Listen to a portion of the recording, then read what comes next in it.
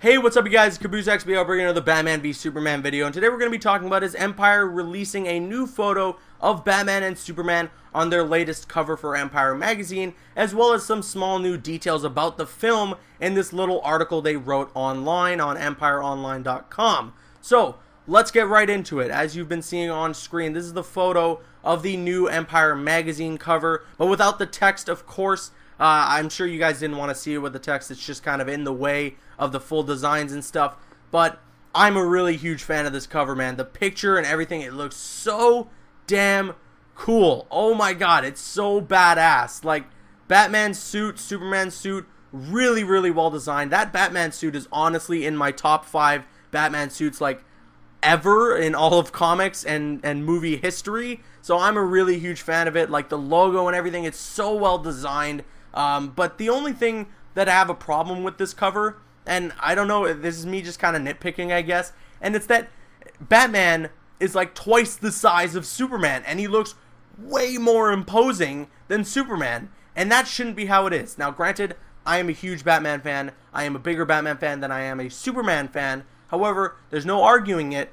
Superman has superpowers. He could be Batman in a lot of different ways. So he should be the more intimidating one. Granted, that's not me saying that Batman couldn't win.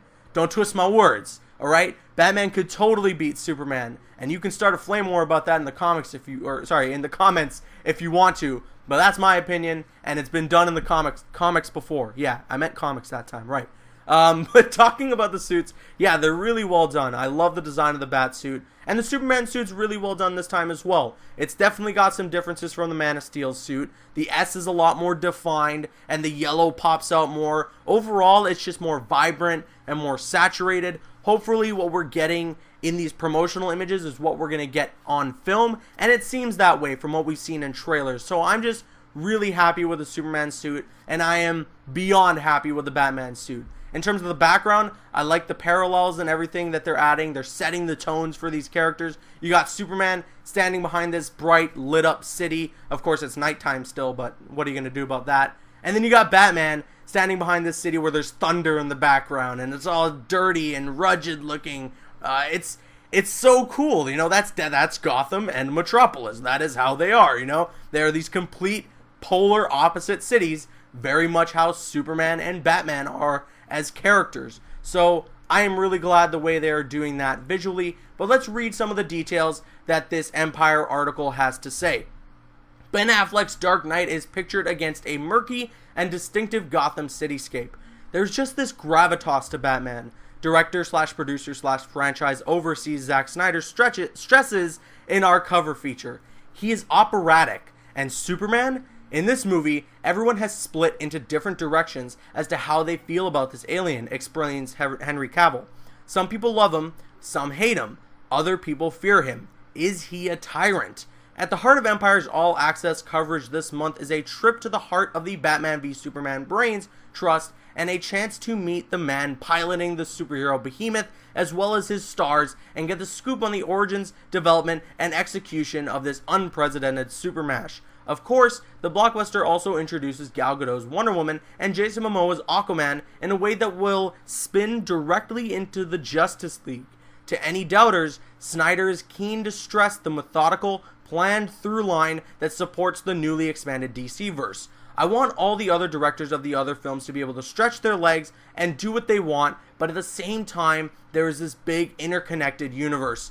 I couldn't be more happy with all these comments. Zack Snyder definitely gets the character of Batman to a T. What Henry Cavill is saying about Superman, I really enjoy because it's taking from The Dark Knight Returns, but flipping it on its head. So if you read The Dark Knight Returns, you would know that there's many moments throughout the comic where it's like a news station and they're debating whether or not Batman is good or bad for Gotham. So they're taking that, but they're spinning it on its head and flipping the sides to where it's about Superman. Especially after the events of Man of Steel, that is certainly what would happen in the real world. People are going to question whether or not they should need him on Earth. Some people are going to say, well, he saved the entire planet. Some people are going to say, well, he destroyed a city in doing so and killed millions of people. And that's two really good points to spark up really great debates.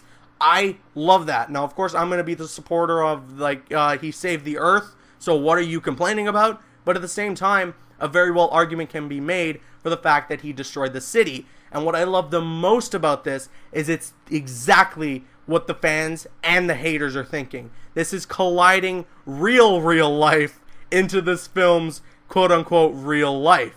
I love that. I freaking love that. Is brilliant writing. That's all credited to Zack Snyder. I guarantee this is something he was thinking about since day one when the visual effect guys were like, we're destroying a lot of buildings here. And Zack Snyder's like, don't worry about it, because the next film is going to address that. So, just, yeah, it's all credited to Zack Snyder. I think he's a friggin' genius, and he totally knows what he's doing here. And I love the comments that he has about the extended universe. And he's saying, listen, I want the other directors to make their solo films and make it the way that they want to. However, at the same time, there's going to be this interconnectivity to it. And that's so smart. That's so true. It's what's going to separate them from Marvel.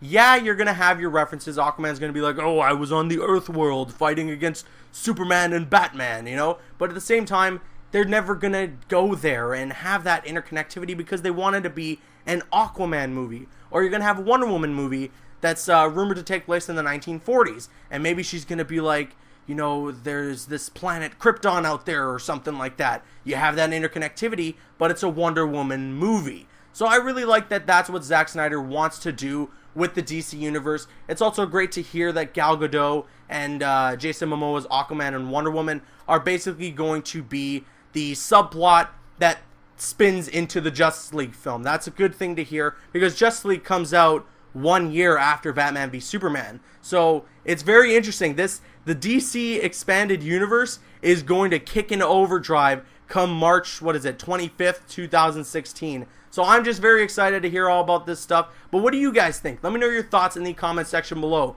What do you think of the Batman v Superman Empire magazine cover? What do you think about the little details that were provided? I want to hear all your thoughts in the comment section below. I'm CaboosXBL. Please follow me on Instagram and Twitter and like me on Facebook. Those links are in the description. Like, favorite, comment, and subscribe.